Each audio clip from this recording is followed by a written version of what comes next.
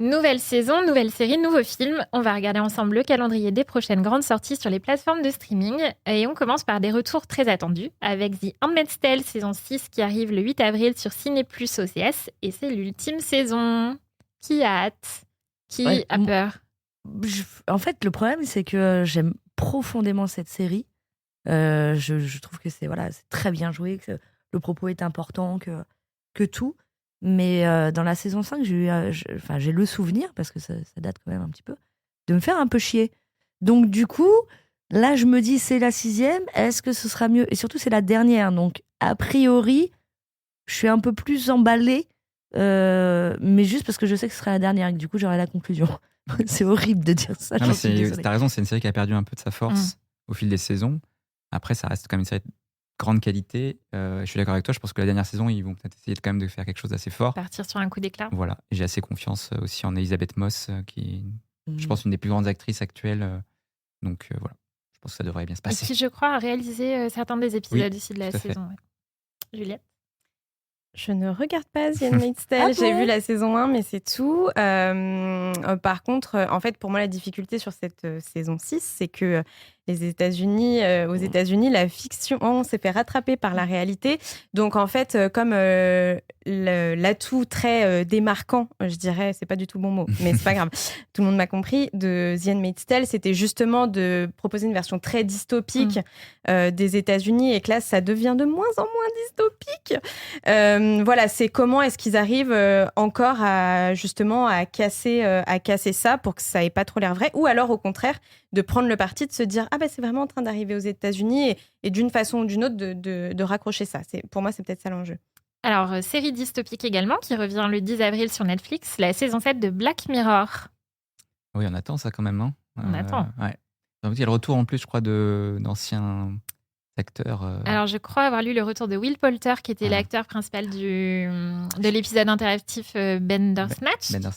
Au casting, il y aura aussi Emma Corrin, Peter Capaldi, Paul Giamatti, Rashida Jones, Tracy Ellis Ross notamment. Et le créateur a promis des choses jamais vues auparavant, mais aussi un retour aux origines de Black Mirror. Ouais, il y a un épisode en fait qui reprend l'univers d'un des épisodes de la saison 3 ou 4, je ne sais plus, pardon. En tout cas, c'est la première fois que l'univers et le cadre d'un épisode qui a déjà eu lieu est repris. On n'en reprend pas les personnages principaux, mais du coup, on réexplore cet univers-là et puis ce que sont devenus les autres. Donc ça, c'est assez inédit. Donc moi, je suis assez curieuse de voir comment est-ce qu'ils font ça, puisque c'est un peu antithétique avec le parti pris de Black Mirror. Donc voilà, mais bon, Charlie Brooker, de saison en saison, qui est le créateur de la série, il parvient toujours à nous surprendre. Donc j'ai toujours hâte. Vont-ils nous surprendre? Vont-ils nous faire rire? LOL qui ressort saison 5, c'est le 18 avril sur Prime Video. C'est la saison de la polémique. Moi, j'ai hâte et je suis contente qu'on revienne à un casting un peu moins connu que celui qu'on a pu avoir en saison 3. Voilà, je sais qu'il y a eu tout le truc autour de Muriel Robin, mais je continue à l'aimer envers et contre tous. Les premières images sont tombées là il y a quelques jours au moment où on enregistre, et je me suis déjà marrée. Donc je suis au taquet. Puisque le casting, donc on a notamment Artus, Camille Chamou, Muriel Robin, donc Fred Testo, Marina Rollman, Alexandre Kominek. Ouais, Vincent de Dienne. Moi, il y a quelques personnalités que j'aime beaucoup. Moi, j'attends de voir, parce que ce casting de base, quand ils l'ont annoncé, j'étais un peu moins convaincue. Mais honnêtement, j'ai hâte. Après, ce qu'il faut savoir, petite info pour les auditeurs de Superstream, c'est que par exemple, dans la bande-annonce qui vient de sortir, on nous dit tant de candidats, 6 heures et tout. Il n'y a pas longtemps, j'ai fait une interview avec Camille Chamou et Fred Testo pour autre chose, qui me disait qu'en fait, c'est 14 heures d'enregistrement, parce qu'on essaie de les pousser à bout. Donc, pas étonnant que cette pauvre Muriel Robin ait peut-être pété un petit câble. Mais bon, moi, je suis toujours curieuse. C'est une émission qui me fait beaucoup rire. Donc, 14 heures 14 heures non-stop. T'imagines 14 heures de Superstream? Je serais trop contente. 14 heures avec ça vous, partirait à vous aussi. Hein. Ça part déjà en vrille au bout d'une heure. Hein. Alors, un retour et une dernière saison aussi pour You. Elle sera la saison 5, la fin, le 24 avril sur Netflix. Il est temps. On n'en peut plus. On n'en peut plus. Joe Goldberg, là, pitié. Moi, j'en pouvais déjà plus après la saison 2. Donc Ah non, moi j'adore. Je sais pas pourquoi, hein, vraiment, mais en fait, je me rends compte que j'ai une consommation de séries un peu bizarre, genre Black Mirror, j'avais adoré la saison 1, mais j'ai arrêté. Je sais pas pourquoi. Et You, c'est vrai qu'il y a des moments. Mais tu vois, et il y a des moments You où je me suis dit, je me fais chier. Et en fait, je suis toujours contente de les retrouver. Donc, de les retrouver. Mais parce que j'aime bien les psychopathes. ça me change de mon quotidien. C'est pour ça. Mais oui, j'ai un peu hâte. J'ai un peu J'aime bien les tueurs en série, ça me change de mon quotidien.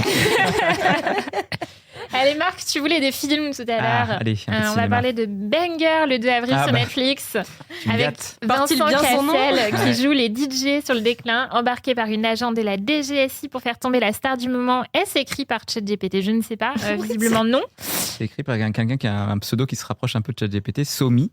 Alias, je crois que c'est Bertrand de Langeron, quelque chose comme ça. Donc à la base, c'était un graphiste qui a travaillé notamment avec le label Headbanger. Et en gros, maintenant, qui est réalisateur de clips, et voilà, donc là, c'est son premier long métrage. Alors, il y a un gros casting, hein. Il y a Laura Felpin, il y a Mister V, il y a Panayotis, Pasco, il y a, je sais plus, voilà, Philippe Catherine, plein de caméos. On a vu la bande-annonce. Bon, je pars pas forcément très confiant. Je réserve ton jugement. Je réserve mon jugement, je le regarderai par curiosité, parce que j'aime bien les personnages, enfin, j'aime bien les acteurs, et ça a l'air un peu déjanté. J'ai un peu peur que ce soit quand même un gros délire entre potes, mais bon, on verra. Et c'est une adaptation, je crois, d'un programme court, non, ou d'un sketch. Oui, c'était 6 fois. C'était Canal+ à la base qui avait fait ça. Ils avaient fait 6 fois confiné, 6 fois machin truc. Donc, et du coup, il y avait déjà dans ces séries-là le personnage de Vincent Cassel. Et donc, du coup, ils repartent de ce personnage-là. Nouvelle série, Pulse le 3 avril sur Netflix, une série médicale américaine créée par Carlton Cuse, à qui on doit notamment Lost et Bates Motel. Selon l'un des acteurs, elle a l'ambiance des débuts de Grey's Anatomy, c'est sexy, romantique et dramatique à bien des écarts. C'est tout à fait ce que je vais regarder en faisant un puzzle. J'ai trop hâte. Moi, j'aime beaucoup les séries médicales, mais toutes, en fait. J'aime autant Urgence que j'aime Grey's Anatomy. Voilà, c'est un univers qui... J'adore The Pitt, bien évidemment. Je regarde Juliette parce qu'on a longuement parlé de The Pitt, et notamment dans le podcast. Mais oui, si c'est aussi bien que les débuts de Grey's Anatomy, mais c'est totalement pour moi. Après, je pense que je ferai comme je fais quand je regarde Grey's Anatomy, à savoir, je me prends pas la tête. Je fais mon petit puzzle, je bois mon petit café, je regarde les trucs un peu olé olé, et je suis contente. C'est pas tout à fait l'ambiance de The Pitt, quoi. Ouais, non, pas vraiment. Mais moi, justement, la Pulse, j'ai peur. Je pense que je jetterai un coup d'œil pour l'art. Mais en fait, j'y crois pas du tout. Je pense que ça va être un énième Grey's Anatomy, peut-être twisté avec un plot un peu plus actuel. Mais franchement, c'est exactement ce que je disais justement dans l'épisode où on parlait de The Pitt. C'est que pour moi, le genre des séries médicales, c'est un genre qui a été... quand même vachement essoré, et que du coup là je lis le pitch de Pulse et je regarde la bande-annonce et j'ai l'impression de voir quelque chose que j'ai déjà trop vu. Ouais, les premiers retours autour de la série sont pas extraordinaires, donc à voir. À mon avis, ça va pas dépasser le cap de la série pour Puzzle, effectivement. Ça sent la junk food médicale. C'est ça. C'est tout à fait comme ça que je l'attends, moi. Et nous arrivons à la fin de cet épisode de Superstream. Non, alors la prochaine fois, c'est promis, il y aura du thé et des gâteaux sur la table. Non, je déconne. Petit sandwich à la crevette, Laurence. Merci Cédric et Hélène d'être venus défendre vos avis à contre-courant. Merci Juliette, Émilie et Marc d'avoir débattu avec votre humour et votre mauvaise foi à peine légendaire. On se retrouve le mois prochain. Entre-temps, si vous avez regardé Adolescence, vous serez ruinés en mouchoir. Si vous avez regardé With Love Meghan, vous serez capable d'organiser des dîners d'une duchesse pour vos amis.